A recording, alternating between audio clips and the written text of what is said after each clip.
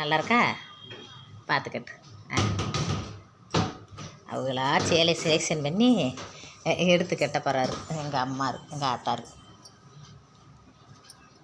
ஆத்தா கொடுத்தா காசு நம்பர் கிளம்பிட்டியா? ஆஹா பழவலன்னு சிலை கட்டிட்டியே, பச்சை கலர் கிளியாக மாறிட்டியே. நல்லாயிருக்கு நல்லாயிருக்கு. நல்லபடியாக போய்ட்டு வந்தா இந்த காசு நீ கேட்ட காசு தான். பார்த்து விதைச்சிட்டு பக்குவமாக வரணும் வரையில். ம் கோயில் வரையெல்லாம் கொடுத்துரு, எல்லாத்தையும் பாளைய முடிச்சுட்டு வா. நானும் வரலாம், நல்லா கிளம்பி இருக்கேன். ஆனாலும் எங்கள் அம்மா என்னை வேணான்றது இருத்தேன். பள்ளிக்கூடத்துலேருந்து பிள்ளைய வருங்க பார்த்து நேற்றுலாம் மழையில் நனைஞ்சிக்கிட்டே வந்த மனசா பூச்சா. சரி போயிட்டு வா. எங்கள் கட்டப்பை எங்க கட்டப்பை எடுத்துக்கா. பார்த்து பக்குவமாக போயிட்டு வாயம்மா. பஸ்ஸில் பக்குவம் வண்டியில் போகல வரையில் நீ பக்குவமாக போவா. சரி. இதை பார்த்துட்டு நான் விதைச்சிட்டு புதன்கிழமை சந்தைக்கு தான் வருவேன். சரி. அது வரைக்கும் நான் ஈரம் காய் போய் வயலை பார்த்தோம். இப்போத்தே சோசம் ஈரம் இருக்குங்கிறான்.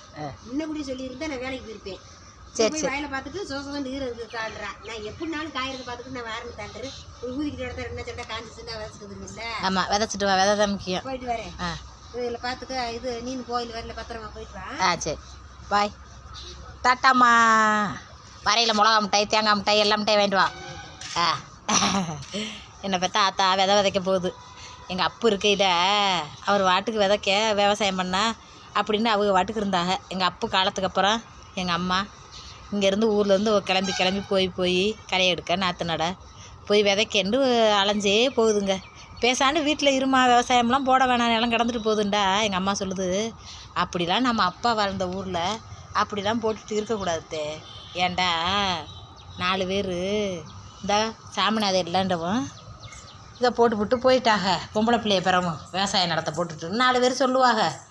அதனால் விவசாயத்தை போட்டு வருதோ வரலையோ, நானும் என் நிலத்தில் உழுது விவசாயம் நான் சாகு வரைக்கும் உழுது விவசாயம் பண்ணிட்டுத்தேன் சாவேண்டு எங்கள் ஆத்தா சொல்லிக்கிட்டு கிளம்பி போகுதுங்க. நல்லபடியாக அந்த வருஷம் விளைஞ்சிடணும், கடவுள் முருகன் தான் வழிபடணும்.